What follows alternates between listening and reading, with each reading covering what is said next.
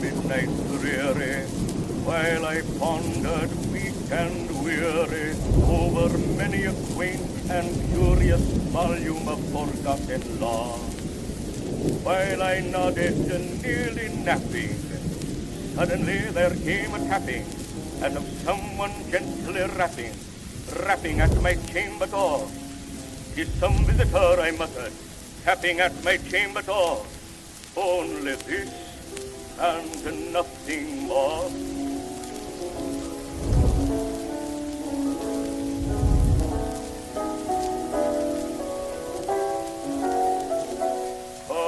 Distinctly I remember, it was in the bleak December, and each separate dying ember wrought its ghost upon the floor.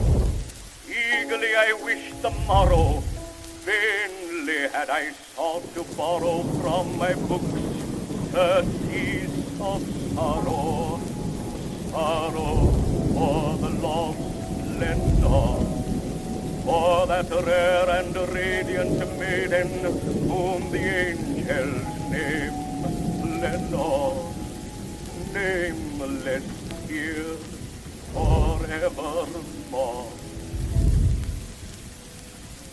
Presently my soul grew stronger, hesitating then no longer. "Sir," said I, "or madam, truly your forgiveness I implore. But the fact is I was napping, and so gently came your rapping, and so faintly you came tapping at my chamber door, that I scarce was sure I heard you. Here I opened wide the door. Darkness there, and nothing more. Back into the chamber turning, all my soul within me burning. Soon again I heard a tapping, something louder than before. "Surely," said I, "surely that is something at my window lattice. Let me see then what thereat is, and this mystery explore. Let my heart be still a moment, and this mystery explore. 'Tis the wind, and nothing more." Open here I flung the shutter, when with many a flirt and flutter, in there stepped the stately Raven of the saintly days of yore. Not the least obeisance made he, not a minute stopped or stayed he, but with mien of lord or lady, perched above my chamber door, perched upon a bust of Pallas, just above my chamber door. Perched and sat, and nothing more. Then this ebony bird beguiling my sad fancy into smiling, by the grave and stern decorum of the countenance it wore. "So thy crest be shorn and shaven, thou," I said, "art shorn of Craven, ghastly, grim, and ancient raven, wandering from the nightly shore. Tell me what thy lordly name is on the night's Plutonian shore." "Oh, Craven, nevermore."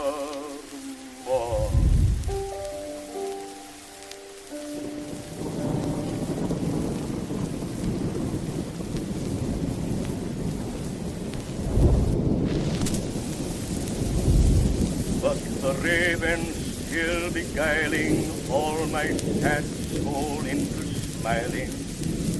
Straight I wheeled a cushioned seat in front of bird and bust and door.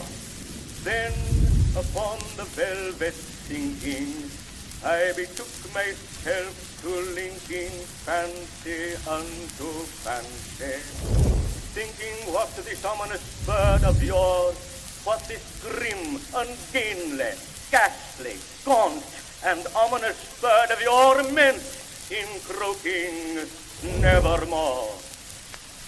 Thus I sat engaged in guessing, but no syllable expressing to the fowl, whose fiery eyes now burned into my bosom's core. This And more I sat divining, with my head at ease reclining on the cushion's velvet lining that the lamplight floated on, but whose velvet violet lining with the lamplight floating on, she shall press for nevermore. Then methought the air grew denser, perfumed from an unseen censer swung by seraphim, whose footfalls tinkled on the tufted floor. Wretch, I cried, thy God hath lent her there. By these angels he hath sent thee respite and nepenthe from thy memories of Lenore. Quaff, oh, quaff this kind nepenthe, and forget this lost Lenore. Oh, a raven, nevermore. Rapid, said I, thing of evil, rapid still if bird or devil.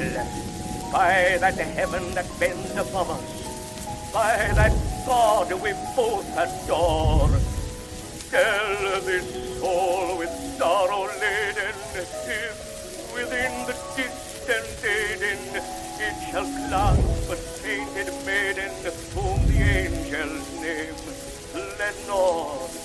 Clasp a rare and radiant maiden, whom the angels name Lenore.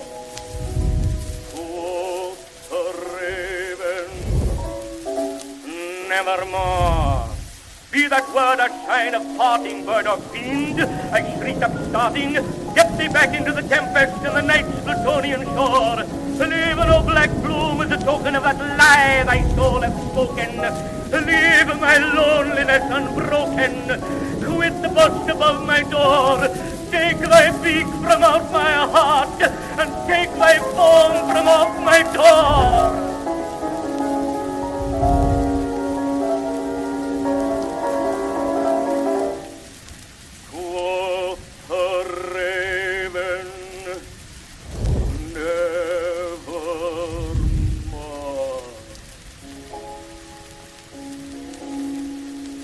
And the raven never flitting, still is sitting on the pallid bust of Pallas, just above my chamber door. And his eyes have all the seeming of a demon's that is dreaming, and the lamplight o'er him streaming throws his shadow on the floor. And my soul from out that shadow that lies floating on the floor shall be lifted nevermore.